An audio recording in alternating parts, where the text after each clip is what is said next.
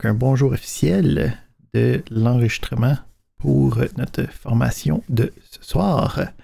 Donc, on a terminé la partie front-end dans notre dernier, depuis le début de la formation. Donc, la semaine passée, on avait terminé avec des petites capsules extra pour voir comment travailler avec la gestion des états, la gestion du state dans une application. Mais la semaine d'avant, on avait parlé des relations puis de la gestion de requêtes asynchrones, plus particulièrement dans la prémisse de travailler avec un API, avec un Application Programming Interface qui me permet d'interfacer avec les données d'une autre application. Fait que dans la deuxième partie du cours, on va s'attarder sur comment construire ce genre d'application-là.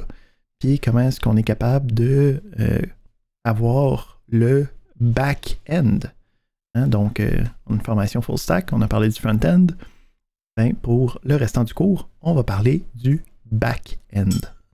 Donc, pour être capable de construire une application web complète, on va se construire un serveur web, donc qui va être capable de répondre à des requêtes HTTP externes.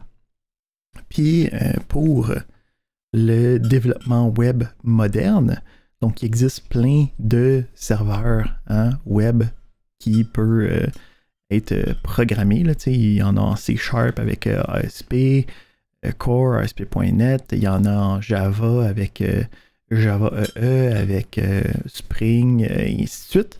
Mais la tendance veut qu'on centralise l'utilisation des langages. Donc, le langage du navigateur, ça a été JavaScript. Puis ça s'est déployé dans la création de front-end avec les différentes librairies de front-end JavaScript.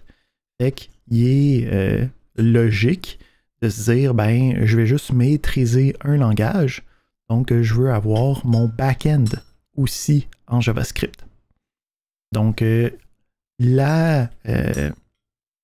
notre serveur web qu'on va utiliser pour construire nos différents API va être un back-end qui utilise du JavaScript.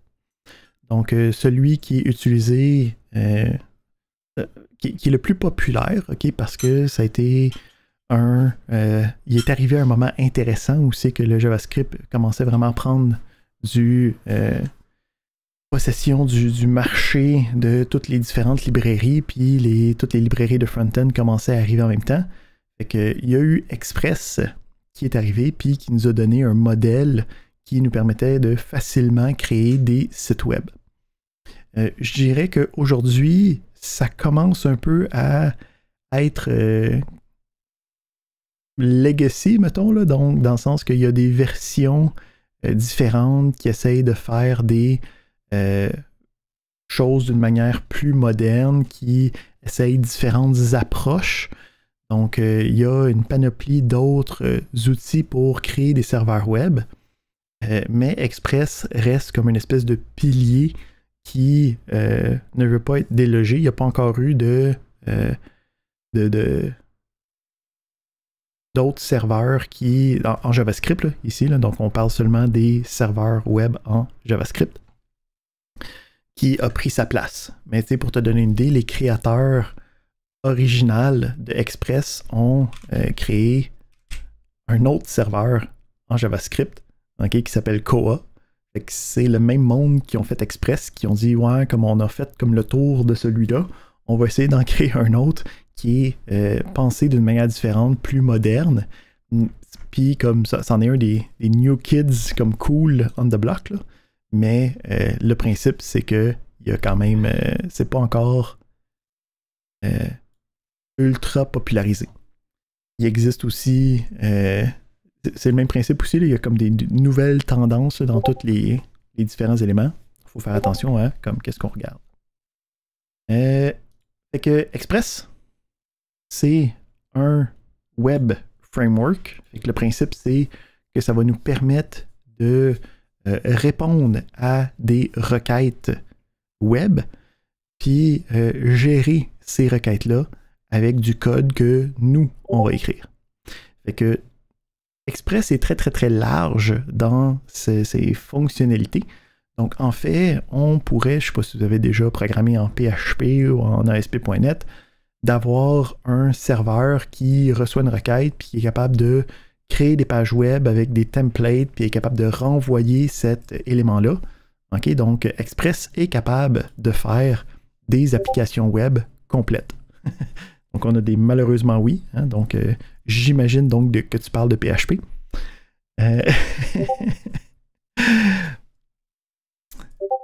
Et voilà. Ah, .NET. Ben, .NET, ça dépend duquel, tu sais, comme Core. En tant que tel, moi, je suis comme... C'est pas si mal, là, tu sais, là. C'est ça, là. Le pur ASP.NET, là, effectivement, ça date aussi un petit peu. Donc, on peut créer des applications web, mais nous autres, c'est pas ça qu'on va faire. OK? On a déjà vu comment créer des applications en tant que single page application avec nos librairies de front-end.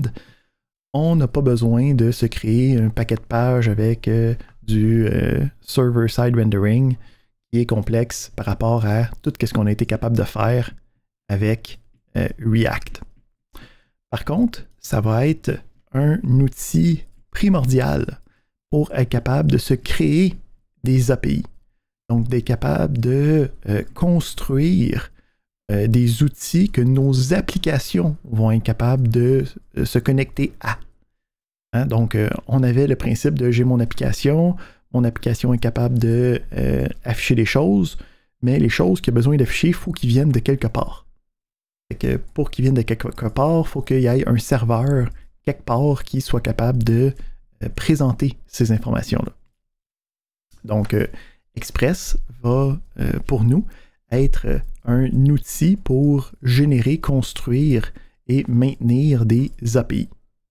Une fois qu'on va avoir, là ici, ça c'est qu'est-ce qu'on va voir dans les prochaines semaines, puis vers la fin du cours, on va faire le dernier chemin hein, pour avoir un 3-tier web app, okay, donc 3 tiers différents. On a le tiers de présentation qui me permet de représenter l'affichage, hein, donc avec nos librairies, nos frameworks de front-end. On va avoir okay, ce qu'on appelle le tier de business logic ou juste le logic tier qui va être que la présentation utilise pour communiquer puis faire toute la gestion des structures de données. Donc ça va être qu'est-ce qu'on va faire avec Express puis la création d'API. Puis dans les dernières semaines, on va voir comment rattacher ça à un 3e tier de données, le data tier, qui est habituellement représenté par des bases de données. Donc, c'est pas un cours de base de données ici, là. On assume que c'est déjà connu, mais en tout cas, si c'est pas le cas, on va le gérer autrement. Mais on va voir comment connecter tous ces éléments-là ensemble. Fait qu'on est bon avec ça. Fait que on reprend un peu la formule qu'on avait auparavant. On va regarder une partie de qu'est-ce qu'on est capable de faire avec Express.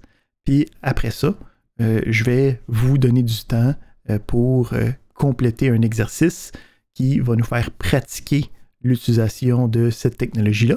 Puis la semaine prochaine, on va pouvoir corriger l'exercice ensemble puis avancer dans nos connaissances.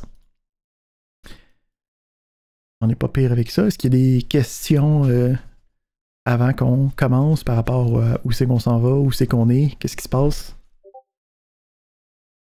Où on est en business.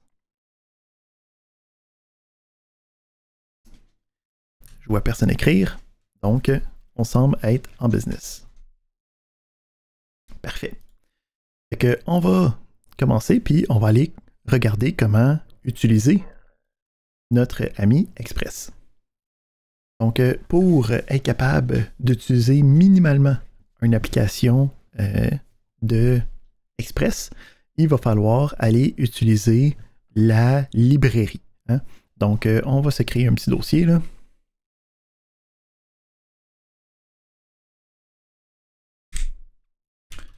On va aller dedans. Donc là, ici, on va créer un nouveau projet. Donc, jusqu'à présent, on a toujours utilisé les frameworks qui nous donnaient un paquet d'utilitaires pour être capable de construire un squelette complet d'un environnement de développement, okay, avec React pour être capable de nous faciliter la tâche. Mais c'est intéressant de regarder comment est-ce qu'on fait pour créer un projet à partir de rien. Donc, on peut créer un projet à partir de rien avec aucune librairie de base, puis être capable de juste rajouter une ou deux librairies de plus sans avoir à trop se casser le basic. On va voir plus tard qu'il y a aussi un outil qui nous permet de générer avec Express tout ce qu'on a besoin, là. Mais on va commencer avec juste un npm init. Fait qu'on est dans First Express. En ce moment, il n'y a rien. Fait que npm init me donne un outil qui me permet de créer le package.json. Le package.json, c'est en gros comme toutes les dépendances, comment rouler le projet, et ainsi de suite. Fait que on peut aller avec ça. On a une version, on n'a pas de description. Le entry point, donc c'est qu'est-ce qui va être exécuté quand je vais faire le npm start. Index.js, c'est un excellent élément. On n'a pas besoin de rien d'autre. Et c'est correct. Puis avec ça, ça nous crée un package.json. Fait qu'on n'a rien de spécial à l'intérieur de ça. Une fois que, quand on veut rajouter des nouvelles librairies, on peut utiliser le npm install. On peut installer Express. Donc ici, on a l'option "-save", c'est plus nécessaire, là. Donc c'est les anciennes versions de npm qui nous demandaient ça. Donc on voit ici que Express est maintenant dans la liste des dépendances et on peut maintenant commencer à l'utiliser. Fait que ouais, c'est ça, ça le dit ici, là, depuis npm 5.0. Fait que si on regarde, là, on est rendu à npm 7, là, fait qu'on voit ici que le save n'est plus nécessaire. En passant, ici, un autre partie de dire pourquoi est-ce que npm, ça commence à être un petit peu vieux jeu. On peut voir ici, il commence à, on a la version 4 en ce moment, là. npm, si on regarde 4.17.1, ben, ils sont en train de commencer à travailler sur la version 5. Oh, cool, on va aller voir ici, c'est quoi le release history de la version 5. Hein? Fait que je peux voir que la version 5, ils ont commencé à travailler en 2014 pour la version 5. Fait que je vois 2015, ok, 2017, ok, 2020. On voit ici que puis la dernière version, il n'y a rien de rajouté. C'est juste, ils sont rebasés sur la dernière version de la version 4. Fait qu'il n'y a pas de nouvelles choses qui se passent d'intéressantes dans Express. Donc c'est pas mal un projet qui est complété, terminé, stable. Donc on n'a pas besoin de se demander est-ce que ça va être disponible plus tard. Ça va sûrement rester de la même manière jusqu'à sa belle mort. Ok, fait qu'on a installé Express. Donc on va regarder c'est quoi l'élément minimal pour être capable de représenter un projet avec Express. Ici on va juste... Regarde. Donc on va se créer un fichier. On a dit qu'on l'appelait index.js.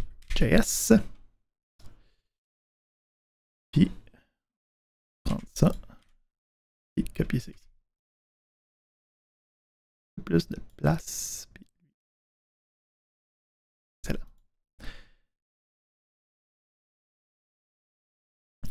Fait que si je regarde ici, ça c'est le Hello World, okay? Le minimum requis pour être capable de travailler avec une application d'Express. Fait que si je regarde ici, on a un premier élément qui me dit qu'on require express, donc avant l'utilisation des commandes import. Donc les commandes import, c'est surprenamment quand même assez nouveau dans le monde du JavaScript. Okay, donc c'est arrivé dans, je pense, les 4 dernières années à peu près. Pour penser que JavaScript, c'est à peu près ça à 20 ans, là, tu sais, là. Donc, avant qu'il y ait les outils d'importation, Node avait sa propre version des modules. Donc, d'être capable d'importer avec une fonction différents modules. Donc, quand vous voyez le require, c'est habituellement quelque chose qui a été créé il y a plus de 5 ans. Donc, c'est à prendre ça en considération. Puis, on est capable de travailler avec ça. Quand même, là. Ça marche quand même. Les deux marchent. En fait, on va l'essayer, on va essayer de le convertir tantôt. Et qu'à partir de là, on devrait être capable de le rouler. Je devrais être capable de faire npm start, je crois. Non, j'ai pas de script. Start.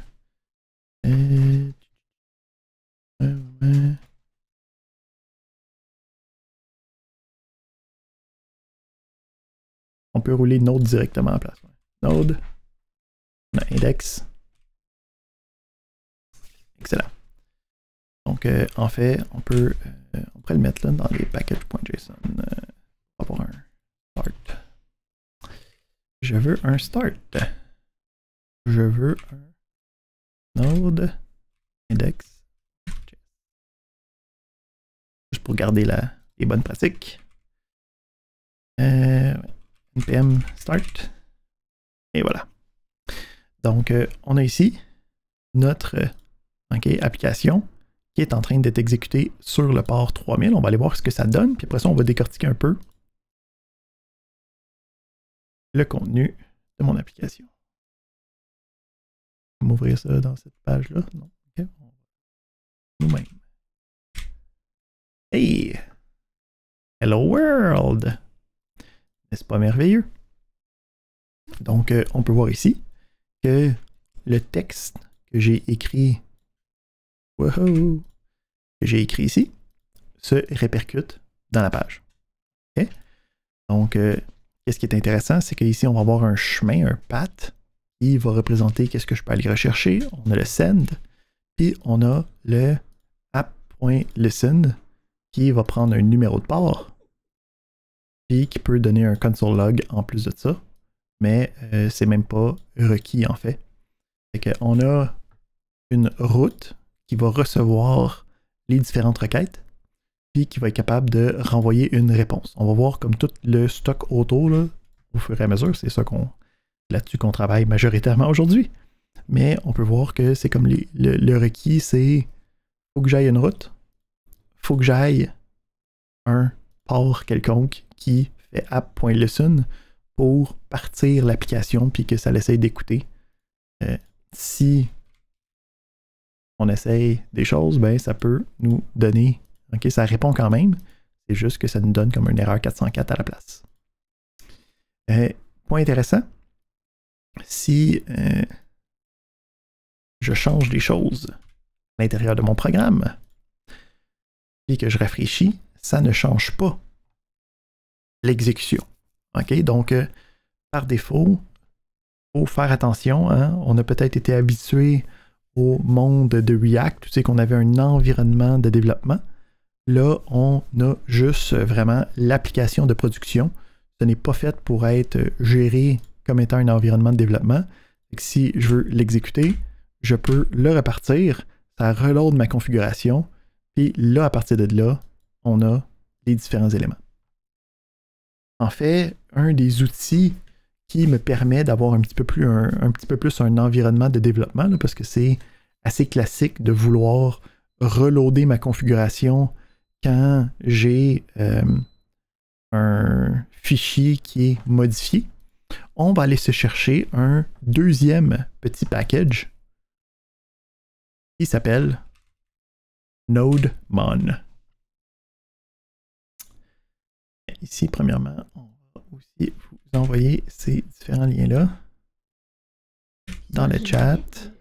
Tweet, Express, NodeMoon, NodeMoon. OK. Fait que cet outil-là, qu'est-ce que ça fait? Ça me permet de développer des applications Node.js en repartant automatiquement le code dès qu'il voit un changement dans le dossier de notre code. Assez facile. Fait que comment est-ce que je fais pour l'utiliser? Donc, je peux l'installer. Ici, qu'est-ce qui est intéressant, puisque c'est une application qui va être utilisée localement, qui ne fait pas partie de qu'est-ce que l'application de développement a besoin, on peut utiliser avec NPM l'option "-g". Donc, l'option "-g" va faire en sorte que cette application-là va être disponible en tout temps dans mon ordinateur. Donc, NodeMon, puisque c'est une application qui va nous aider à travailler avec n'importe quelle autre application, on peut l'installer de manière globale. C'est ça que l'option "-g" fait. Donc, on va faire ça. NPM install "-g NodeMon. Fait que ça a installé des choses, mais si on regarde notre package.json, OK, il n'y a rien qui a changé là-dedans. Là. Okay, les dépendances ne sont pas ici. Puis, quand je veux travailler avec, ce que je peux faire, c'est à la place d'utiliser Node, ben, je vais juste utiliser NodeMon à la place. Dans mon start, je vais utiliser NodeMon à la place. On a maintenant, à la place de Node, on a NodeMon pour monitor. Donc, ça va regarder les fichiers qui s'exécutent. Puis, je peux voir ici que, bon, ça a parti le programme normalement. Mais là, je peux voir que NodeMon a commencé à travailler aussi. Là. Donc, lui, ça regarde les fichiers JS, les fichiers MJS, les fichiers JSON. Et tu vois, là, lui, il a parti notre Node Index. Puis, on a notre lien habituel qui nous fait le Salut World. Ben, si je change ça à monde, puis je sauvegarde, save, ben, je peux voir ici que, oh, il a détecté qu'il y a eu des changements, il est reparti, puis je peux directement rafraîchir, puis avoir une nouvelle version.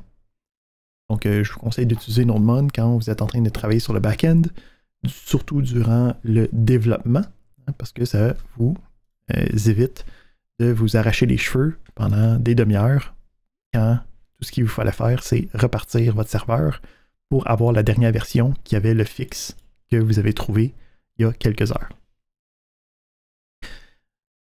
Excellent. Donc, on est capable d'avoir une application de base pour être capable de faire ça. On a aussi la possibilité de travailler avec le Express Generator.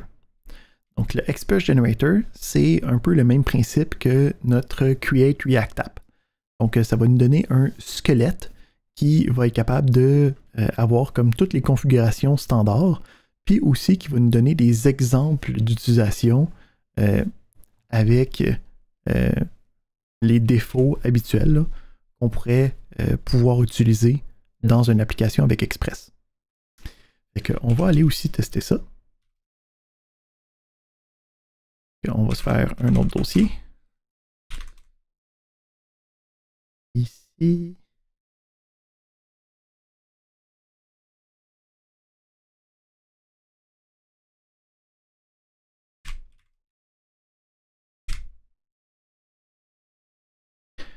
On peut npx Express Generator.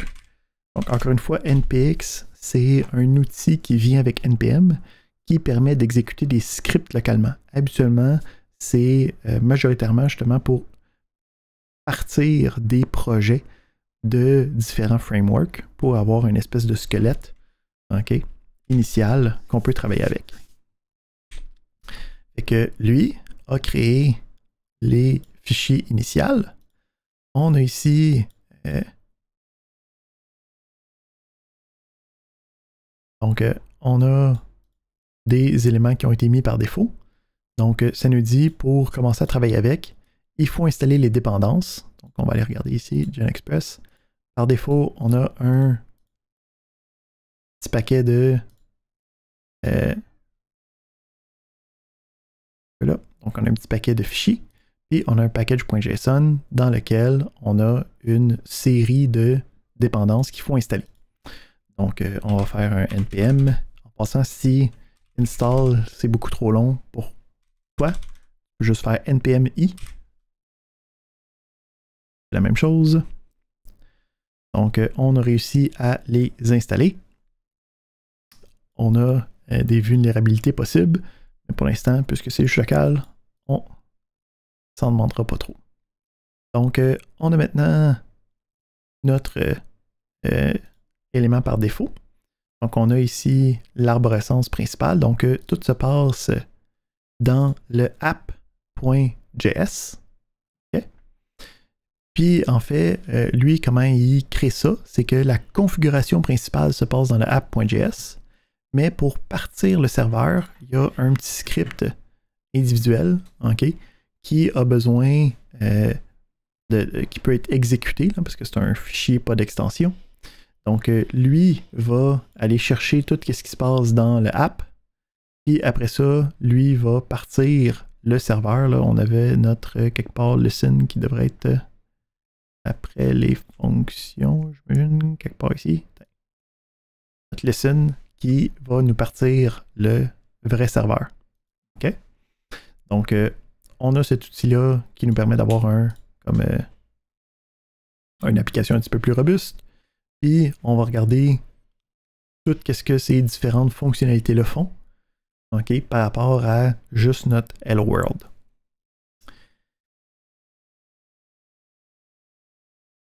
Excellent. Donc, ici, on va le rouler. On va voir qu'est-ce que ça nous offre comme possibilité.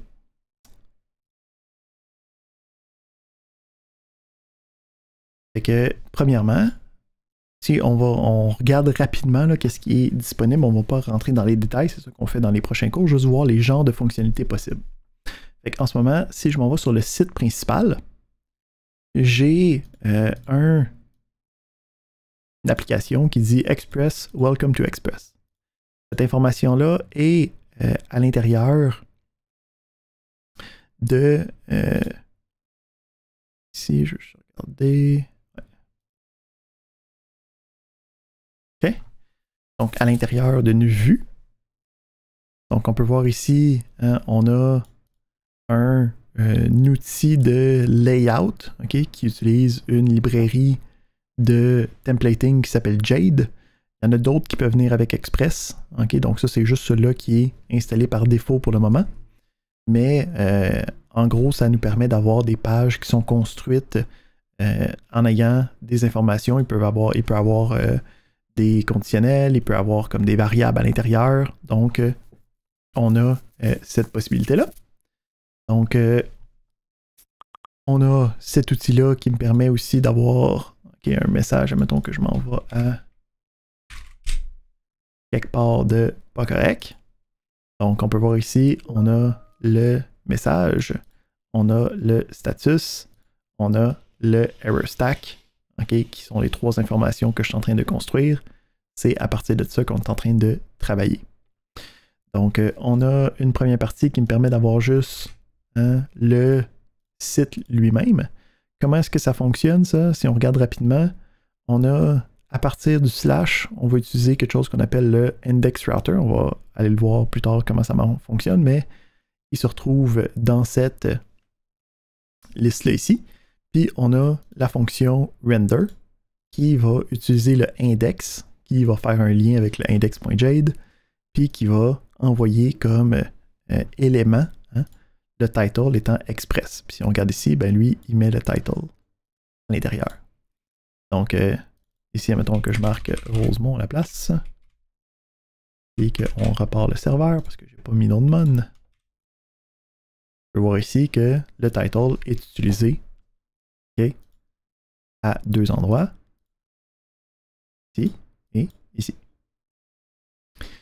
Donc, on est capable de avoir des vues, OK, comme on avait dans d'autres serveurs web. On a aussi la possibilité d'aller chercher des informations. Fait que on a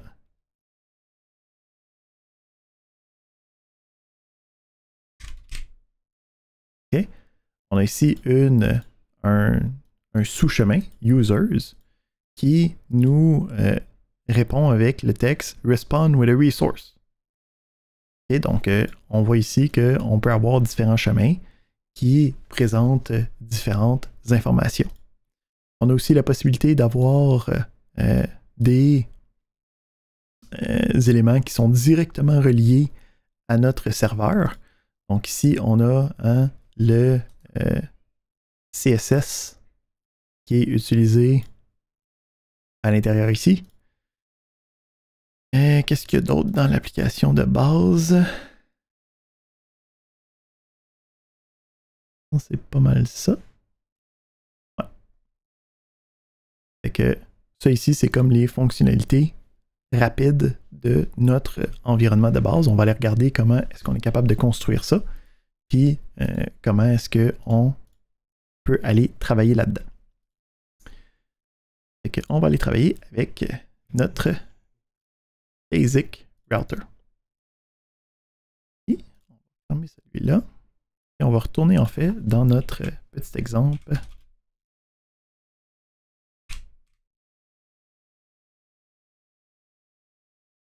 Plus facile à gérer, qui a juste notre salut monde.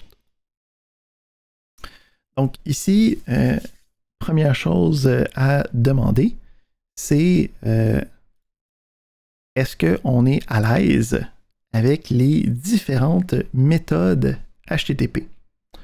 Est-ce que on explique les différentes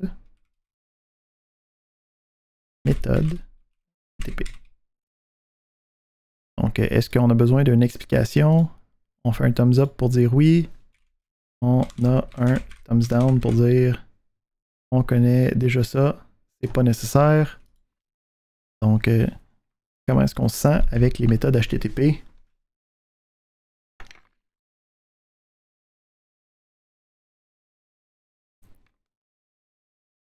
Alright, excellent.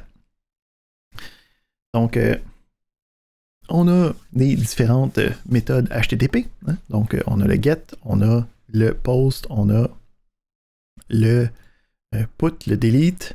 Il y en a plus que ça, là, mais ultimement, habituellement, tu vas en utiliser autour de 4. Puis, le principe, c'est que dans notre application d'Express, ce qu'on va faire, c'est qu'on va travailler en indiquant une route sur laquelle on va être capable de répondre. Puis on va indiquer la méthode qui doit être utilisée pour être capable de travailler avec cet élément-là. Si je vous parle d'outils pour tester les méthodes HTTP, est-ce que ça vous dit quelque chose?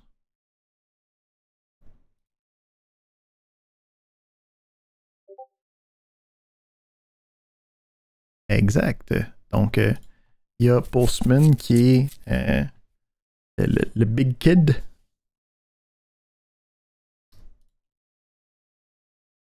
On the block.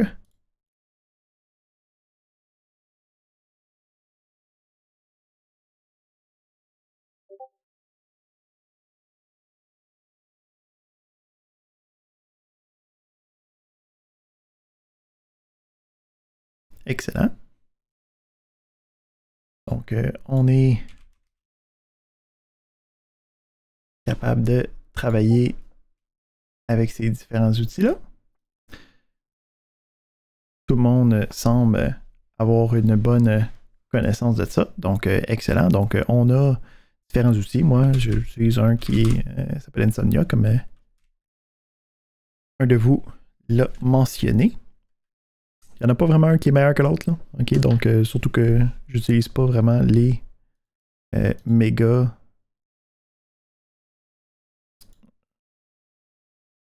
toutes les méga features qui viennent avec. Donc, On a ici Insomnia. Il vient de se mettre à jour. On va le laisser mettre à jour.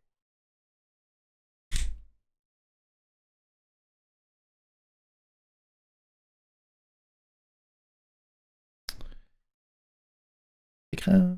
OK.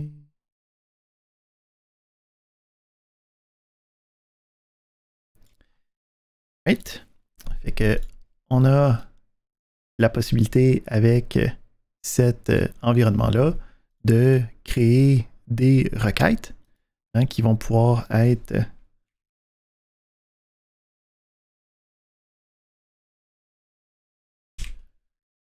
des simples host 3000 OK, slash et on peut choisir la différente requête. Donc, quand je le send, j'ai pas parti mon serveur. Send. Et je peux avoir le résultat. OK, je peux avoir tous les headers. Je peux avoir est-ce qu'il y a eu des cookies qui ont été avec. Donc, la réponse de la requête. Donc, ça me permet de travailler facilement avec toutes les possibilités. Puis, au besoin, on peut faire un put. OK, puis le tester. Puis, ça nous dit, j'ai pas réussi à trouver ce chemin-là avec le put. Donc, quand on travaille avec les navigateurs, la majorité du temps, tu vas juste faire des get. Puis, une fois de temps en temps, quand tu vas cliquer sur des choses, ben là, ça se peut qu'il fasse des puts, des posts ou des deletes, dépendamment de sur quoi tu es en train de travailler. Donc, le principe, c'est quand on est en train de créer les différentes configurations d'Express. Ce qui va se passer, c'est on va avoir le app en premier. Donc, si on regarde ici, on a notre required. Et admettons que si je le change pour qu'on soit vraiment en pleine connaissance de cause, je devrais être capable de dire import express from s. Ça a-tu fonctionné ça?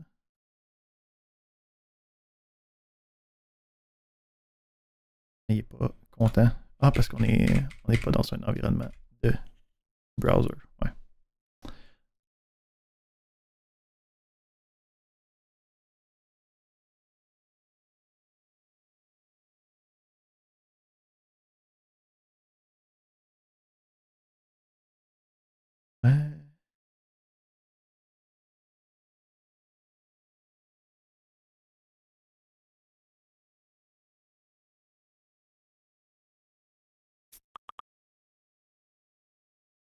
Pourtant,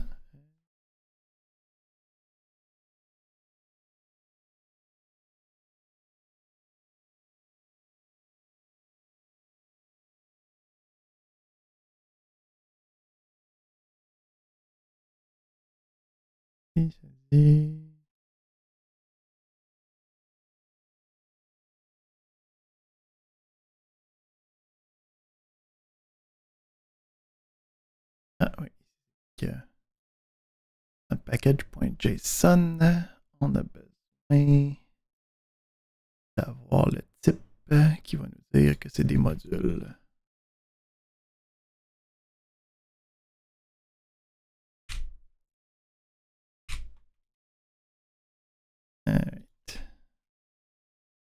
Et ici, la syntaxe d'importation vient des modules de JavaScript. Fait qu'il a fallu dire que nous autres, on est en train d'être avec des modules pour que ça fonctionne.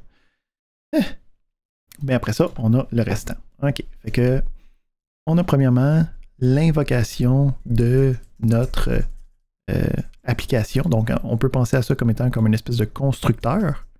Puis la convention nous dicte que on va avoir une variable qui s'appelle app, puis ça va être notre application d'Express. Donc, c'est toujours avec elle qu'on va vouloir travailler. Ensuite, bon, là ici, je pourrais littéralement me débarrasser de cette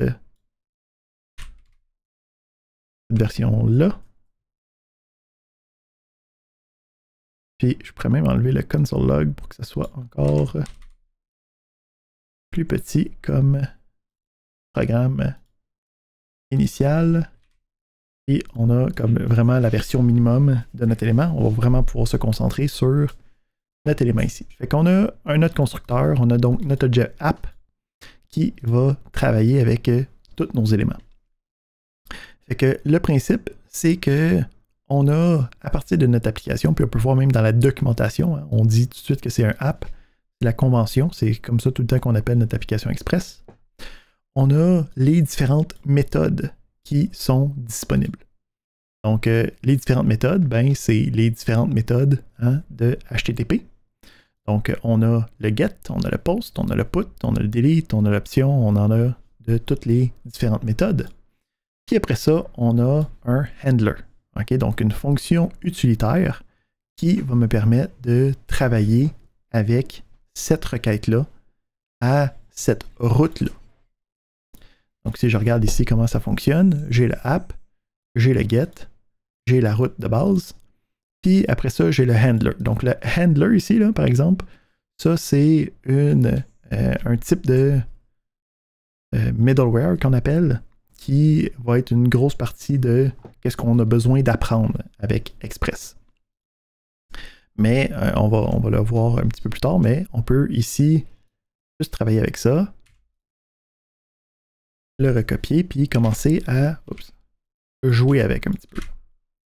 Donc, si, admettons, j'ai un put ici, et que je reviens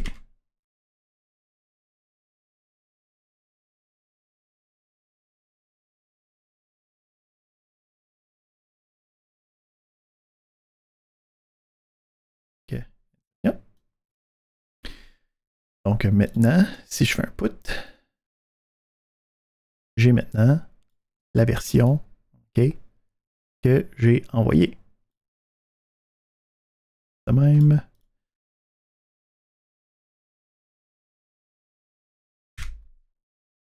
Post. Allô.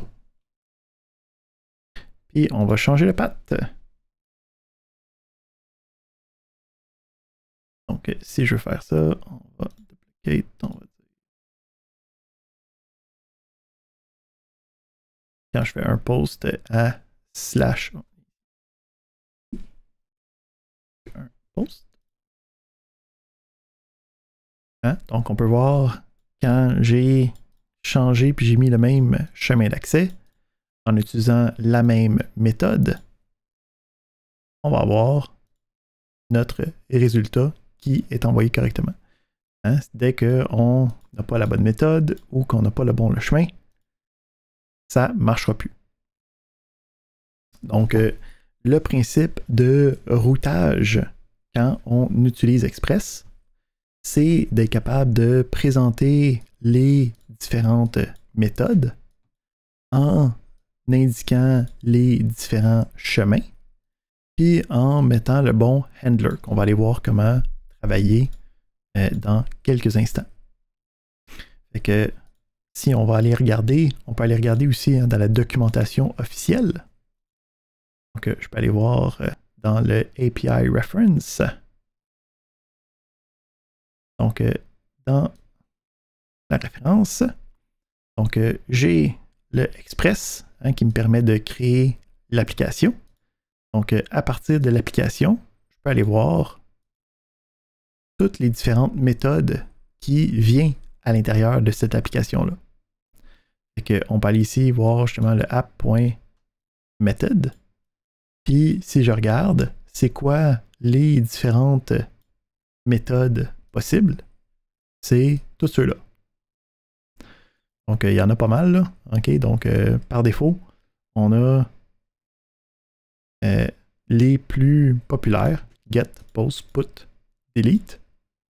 Mais les autres travaillent de la même manière, là. Okay? Donc, si tu es un fou des requêtes HTTP bizarres, tu peux les travailler ici.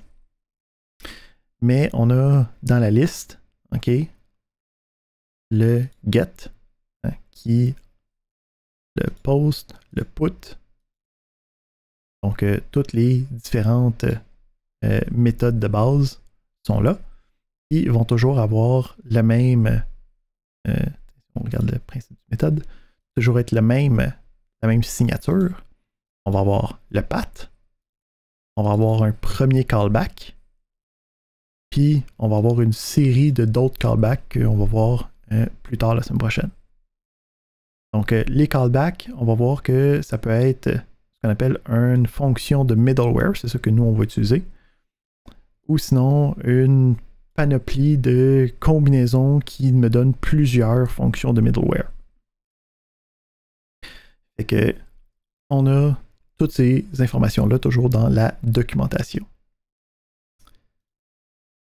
OK? Donc, on n'est pas pire avec cette partie-là. On est capable de fournir des ressources statiques, des fichiers statiques. Okay, ça veut dire que tu déposes le fichier, puis quand tu t'en vas à l'adresse, ça va directement te donner le fichier.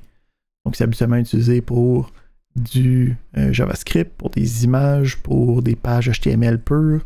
Donc, tu peux l'utiliser comme un pur serveur web, okay, qui accède à une série de fichiers au besoin. Pour être capable de travailler avec ça, on va aller voir ici. Donc, on va sortir de là. On va retourner dans ma génération qui utilise cet outil-là. Donc, ici. Donc, quand on utilise Express, hein, donc on peut avoir d'autres outils que juste les fonctions, les méthodes HTTP. Donc, une de ceux-là, ça va être l'utilisation de middleware ou en fait d'extensions qu'on rajoute ou en fait de configuration qu'on rajoute à notre programme. Donc, une de ceux-là, c'est l'option qui va me permettre d'aller chercher des éléments statiquement sur mon disque. Donc, comment est-ce qu'on l'utilise? On a le app.use, donc je veux utiliser un middleware qui est une extension de mon programme.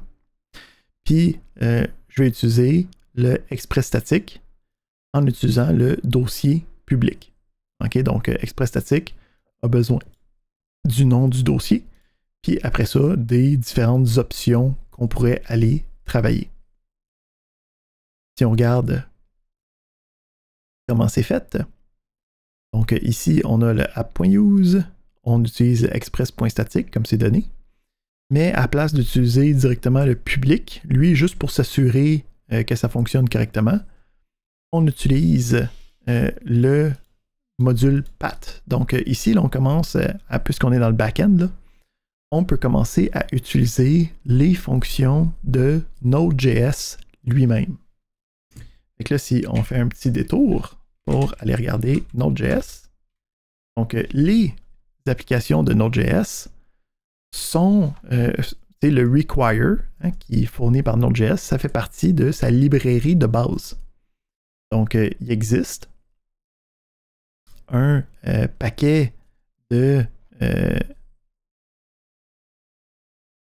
d'utilitaires qui sont possibles, okay, pour travailler avec différentes parties de ce qu'on a besoin. Okay, donc, il y a des fonctions asynchrones, donc ça existait avant qu'est-ce que je vous ai montré avec les promesses puis le await async. Node avait implémenté des fonctions asynchrones avant que des fonctions asynchrones ça existe. On a des fonctions de base de gestion d'HTTP que Express en fait va utiliser. On a des fonctions par rapport au système d'exploitation. Fait que on a aussi qu'est-ce qu'il y a d'autre d'intéressant? Un REPL, des timers, ok, donc plein de fonctions utilitaires, mais nous, ce qu'on regarde, c'est le path.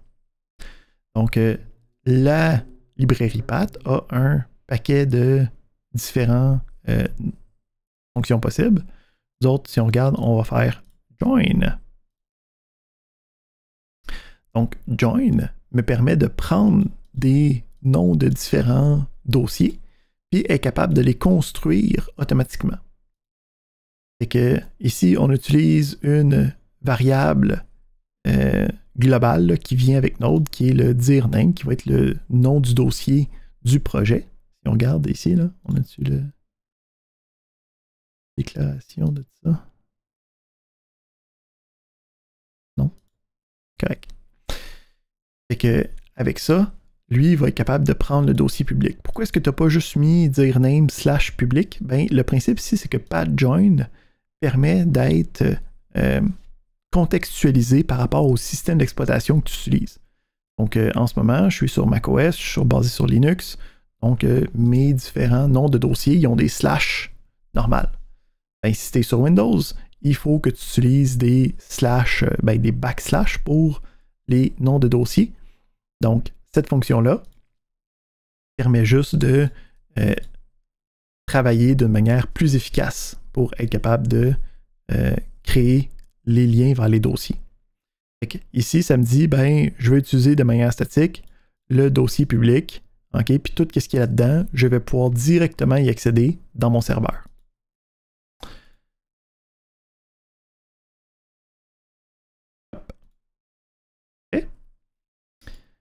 Et ça ici, fait que tu vois ici, c'est exactement ce que je viens de dire.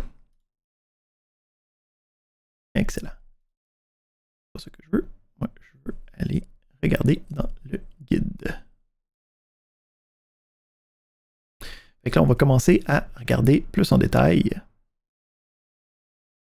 comment travailler avec les différentes fonctions de Express. Donc, pour ces différentes fonctions-là, donc on a déjà vu le principe des différentes méthodes, des get, des post. Okay? On a le principe des routes. Là, qu'est-ce qui va être intéressant? Ça va être le nom de la route. Donc, le nom de la route, jusqu'à présent, j'ai juste mis différentes routes directes. Okay? Ici, premièrement, une des choses extrêmement importantes à... dans ce cas-ci, on va regarder un petit peu plus tard. Donc, on a la possibilité d'avoir, les différentes routes. Ça va bien. Puis, on va parler tantôt de comment travailler avec les middleware functions. On met ça de côté pour l'instant. On regarde les différentes routes. Fait que on peut aller chercher, des routes avec des noms absolus, mais on peut utiliser les caractères pour générer des expressions régulières. OK? Donc, je peux utiliser le point d'interrogation, le plus et l'étoile avec les parenthèses. Donc, le point d'interrogation me permet de faire que c'est un élément qui est facultatif dans le nom de la route. Donc, il peut en avoir un, comme il peut pas en avoir un.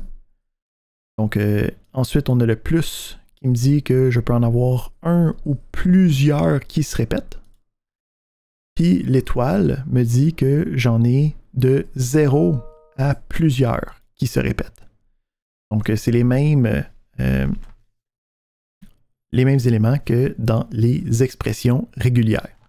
Puis celle ici, c'est le même principe que les expressions régulières. Fais attention, si tu es un pro des expressions régulières, le tiret puis le point ne sont pas considérés. Donc, ici, on a quelques exemples. On va les regarder ensemble.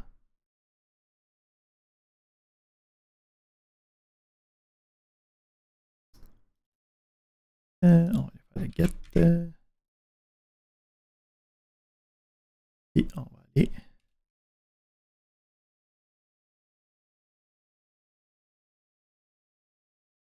Donc, ici, je m'en vais chercher le ABCD. OK? Donc, le principe, c'est que j'ai A, B avec son point d'interrogation, donc tout le temps après l'élément, CD. Le principe du point d'interrogation, ça me permet de dire ça a le droit d'être là, comme ça a le droit d'être pas là.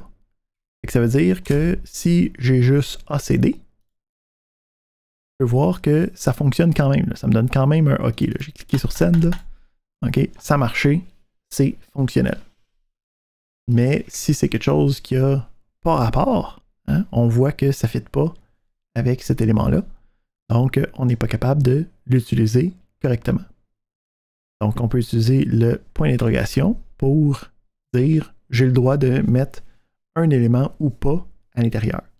C'est le fun quand tu as des adresses que des fois tu veux que le monde retienne. Là. Fait que là, si, admettons, tu as mis un S ou pas de S à la fin, ça peut être utile pour travailler avec. On a le plus qui me permet d'avoir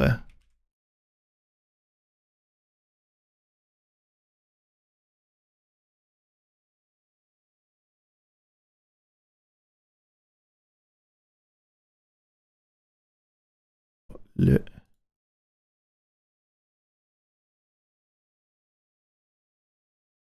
je suis marqué ABCD, on va le retravailler.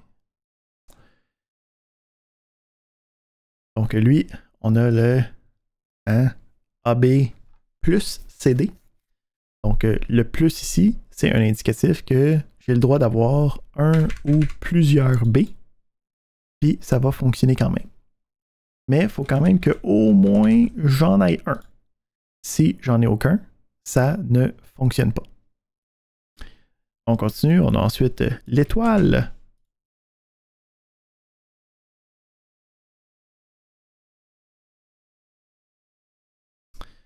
Donc on a le ABCD, toujours fonctionnel de base. Là, on a le AB étoile CD. Ben, le AB étoile CD, son principe, c'est que si j'en ai 0, ça j'en ai 0, ça devrait fonctionner.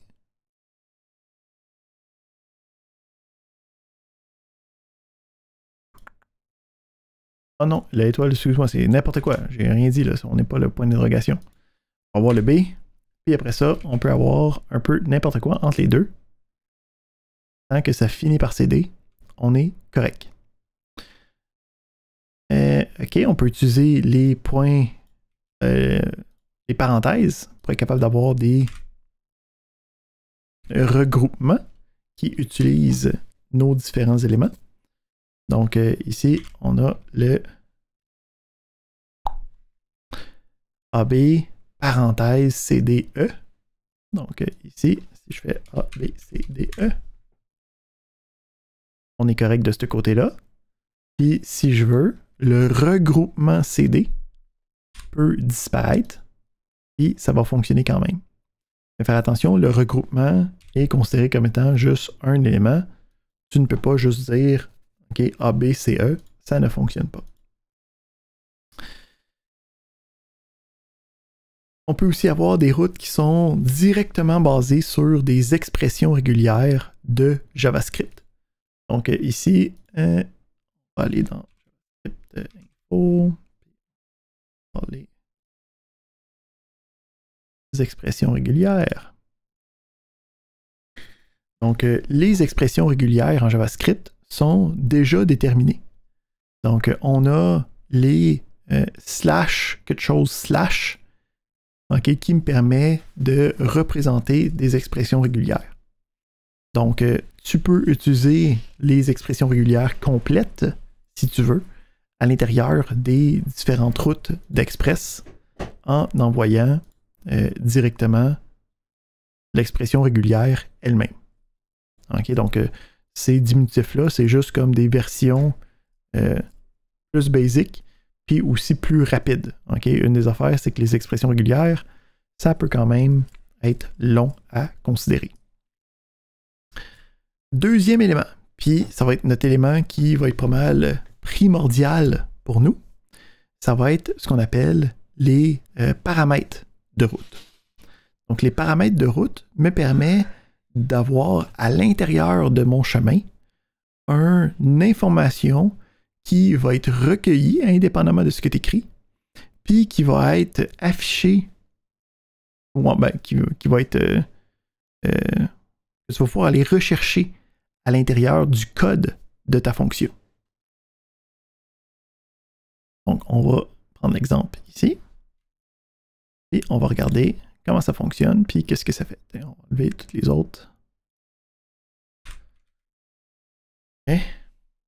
Fait que le principe ici, c'est que j'ai maintenant une route qui est /users avec un élément qui commence avec un 2 points, c'est ça nos paramètres. Donc, à l'intérieur de cette partie de la route-là, je peux marquer n'importe quoi.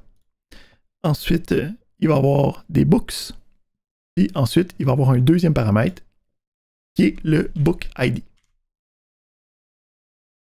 Fait que si on travaille là-dessus,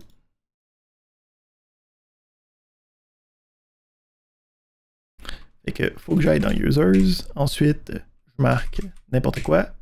Ensuite, je marque Books. Ensuite, je marque n'importe quoi aussi.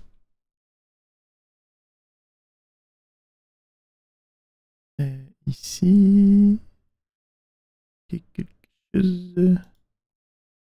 J'ai mis un post. C'est un get. Fait ici, qu'est-ce qui est intéressant? C'est. On va aussi le mettre un console log.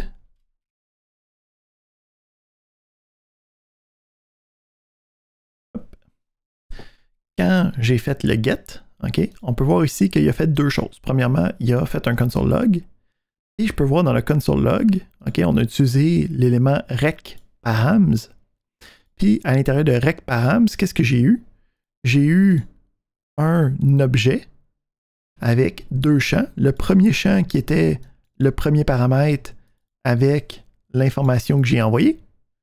Puis le deuxième paramètre, okay, qui était le deuxième paramètre de mon chemin d'accès avec l'information dans laquelle je l'ai envoyé.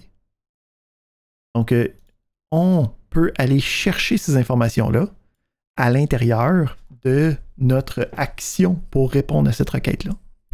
Ça nous permet de, en gros, travailler sur le chemin, puis ensuite faire qu'est-ce qu'on veut avec. Là. Okay, donc, c'est avec cette fonctionnalité-là qu'on va pouvoir créer des API REST. Si on retourne voir comment est-ce qu'on avait fait ça, ou qu'est-ce qu'on a parlé avec le JSON placeholder. Hein, quand tu travailles avec des API, le principe, ici, tu veux que je zoome sur quoi exactement? Là? Si je peux zoomer.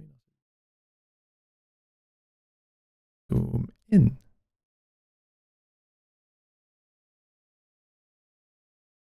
Comme ça?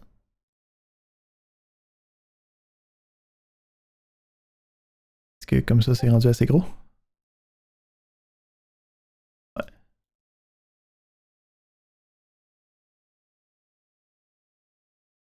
Est-ce que comme ça, c'est rendu assez gros? À peu près la même taille que le reste.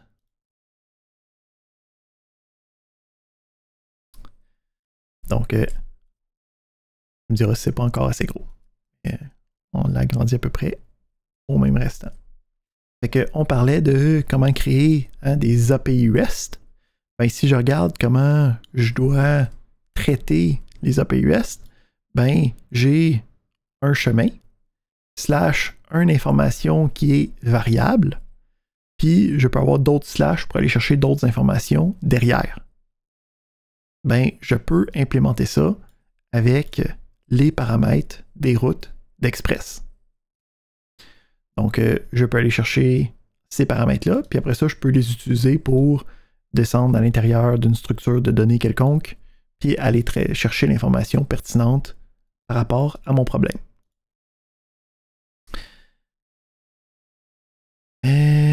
Qu'est-ce qu'il y a d'autre avec ça?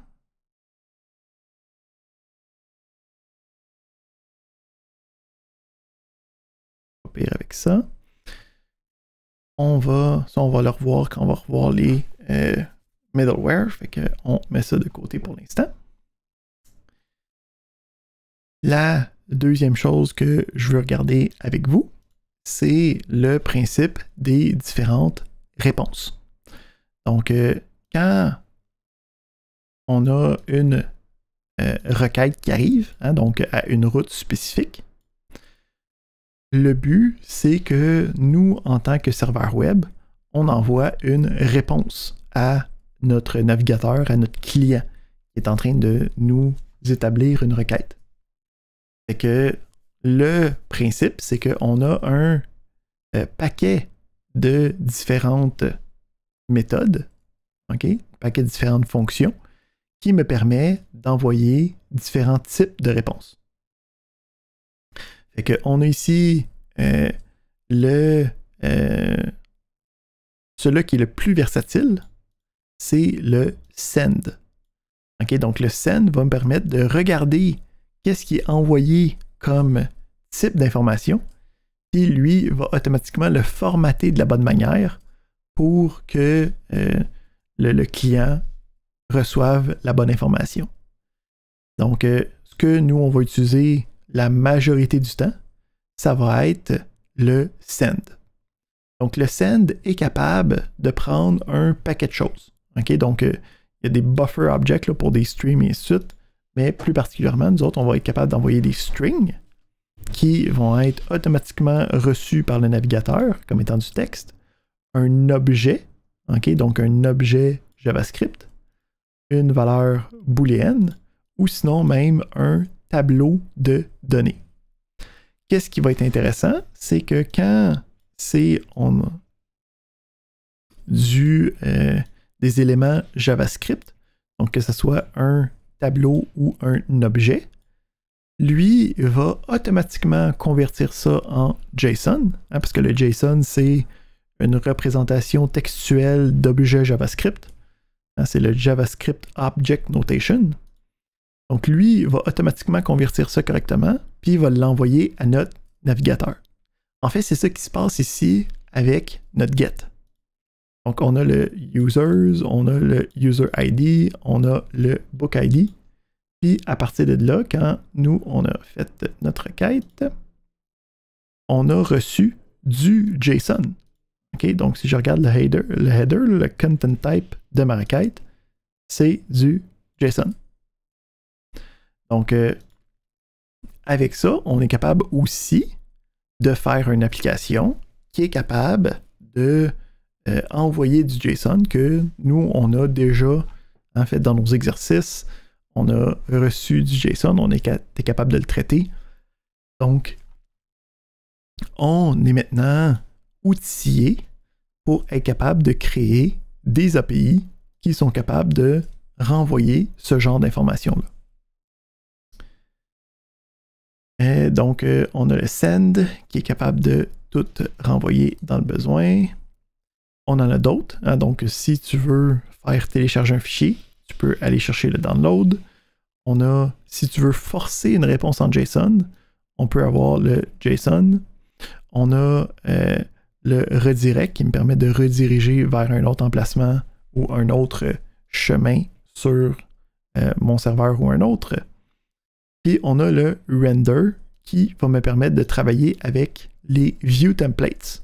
Donc le render, ça c'est une affaire qui a plus rapport directement avec Express, okay, avec les view engines qu'on a vu dans le squelette, là, avec les fichiers .jade. Il y en avait d'autres disponibles. Parfait, parfait.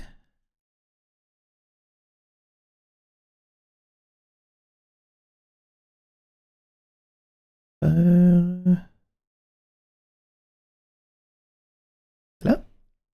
Donc, la dernière chose que on va regarder, on a un plus petit cours que moi, j'ai planifié 2 heures, j'ai parlé plus vite que je pensais. Mais la dernière chose que je veux regarder avec vous aujourd'hui avant de passer à l'exercice, ça va être le routeur. Donc, quand on est en train de travailler avec un paquet de de,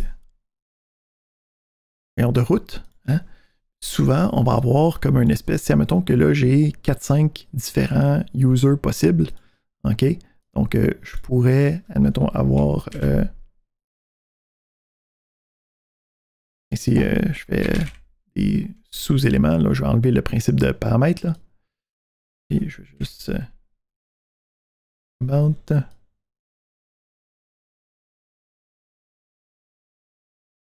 Mais j'en aurais plein de même.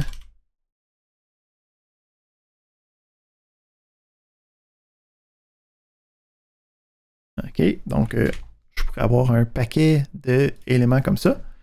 Ben, à chaque fois, je vois que je répète, OK, le slash users à l'intérieur de chacun. Puis, c'est un peu fatigant. On a la possibilité de regrouper ces éléments-là à l'intérieur de ce qu'on appelle un routeur. Donc, ce qu'on va faire, c'est on va se créer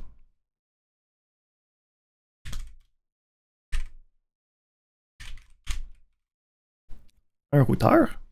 Puis, on va l'appeler, on va lui donner un nom. Users router.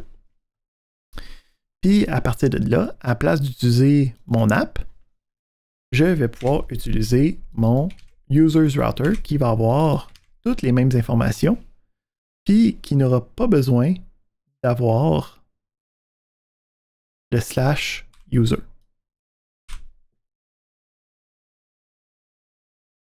Puis à partir de là, qu'est-ce que je vais faire? C'est dans mon app, je vais pouvoir utiliser le use qui me permet de comme loader une extension. Puis je vais dire quand tu es dans users, utilise mon users router.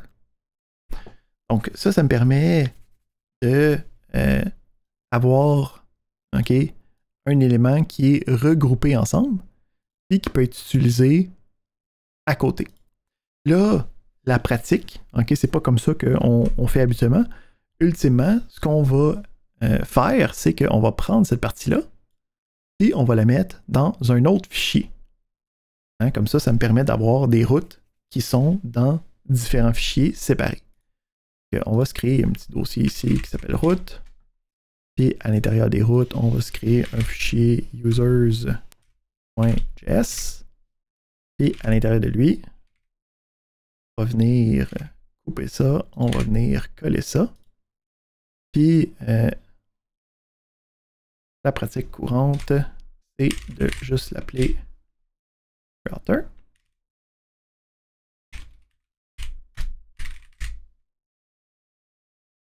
Puis une fois qu'on a ça, ici, on peut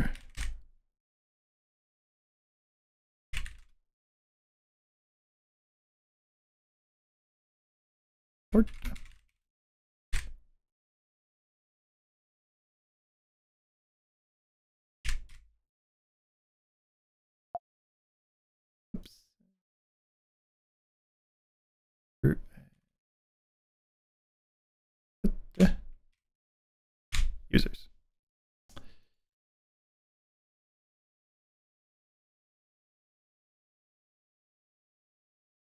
Capable de le trouver. C'est correct.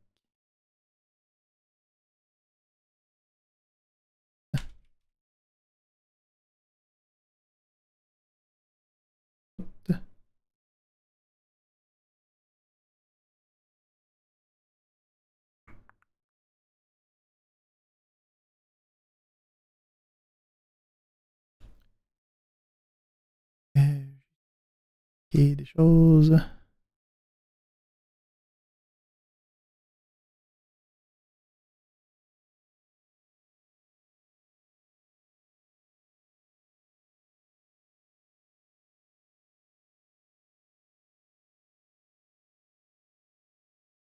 Et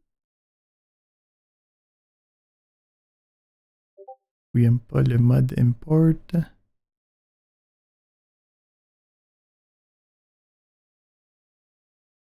Ah, c'est dans l'autre. Je suis complètement. Oui, oui, c'est moi qui. Je veux Express from Express. Je suis pas en train de regarder correctement. Mais non, non. You mean to import point.route?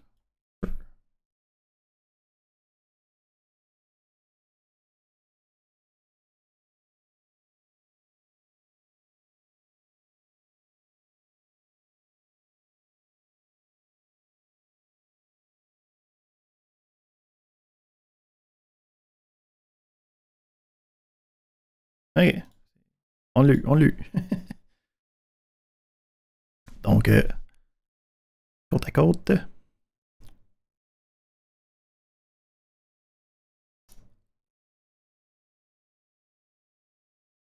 Donc, mon index.js devient beaucoup plus mince. Puis, on est capable d'avoir et à partir de là, si je ramasse ça dans Insomnia, je devrais être capable d'aller chercher le users.all. Et on a le all qui traverse le user router avec le /users qui lui load toutes ces configurations ici et est capable d'aller chercher le all qui est ici puis renvoyer l'information disponible. Et que le routeur me permet de comme déconstruire les différentes routes pour avoir plus de flexibilité, plus de modularité et ainsi de suite. Excellent. Donc, c'est ce que je voulais regarder avec vous aujourd'hui. Ce qui nous reste à regarder, ça va être l'exercice à faire aujourd'hui, qui est disponible, comme d'habitude, sur un de mes dépôts. Je vais regarder mon contenu. Donc, ce qu'on veut faire, en fait, c'est la même application qu'on a faite initialement avec React, mais cette fois-ci avec Express. C'est que je vous donne un quotes.json qui est disponible. Okay, donc, c'est le même quotes.json qu'on avait utilisé initialement. Puis, ce que je veux avoir, c'est être capable de fournir un API en allant chercher les informations dans le quotes.json. C'est que je vais être capable d'aller chercher des get, okay, qui a le /quotes, qui va me permettre d'aller chercher toutes les quotes. Donc, il va me rétablir le tableau complet en JSON. On a le quotes/id, où id, ce serait un nombre. Fait que je pourrais aller chercher quotes.5/5. Puis, je veux que ça me retourne une citation avec le numéro d'identification. Puis, je vais avoir un quotes/random qui va me permettre de avoir une citation de manière aléatoire. OK? Donc, on a ces trois chemins-là qui doivent être disponibles. Je vous donne rien d'autre à l'intérieur. Donc, je vous dis que je vais avoir un app.js qui est capable de tester ça. Puis, la semaine prochaine, on va regarder aussi la librairie de test Jest qui va nous permettre de tester notre application. Ici, j'ai déjà fourni le test. Okay, donc, si vous voulez le tester, tu peux ajouter les modules Jest et SuperTest, puis être capable de rouler le test en l'ajoutant dans les scripts du package.json si tu veux commencer à regarder comment ça fonctionne. Mais on va regarder la semaine prochaine comment ça fonctionne, les librairies de test. C'est que le restant de la période est utilisé pour essayer de construire cette application-là. La semaine prochaine, on va aller regarder, bon, premièrement, dans la première partie du cours, on va corriger le petit exercice. Puis en revenant après ça, on va regarder comment est-ce que les fonctions de middleware OK, travail. Donc, qu'est-ce qui se passe avec le rec-res? C'est quoi qu'il y a à l'intérieur? Pourquoi je peux faire send à partir de là? Qu'est-ce qui se passe avec ces éléments-là?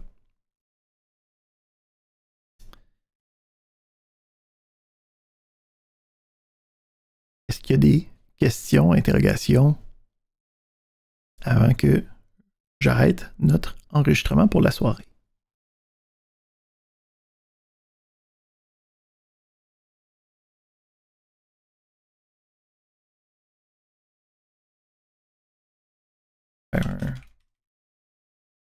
All good? Oui, interrogation?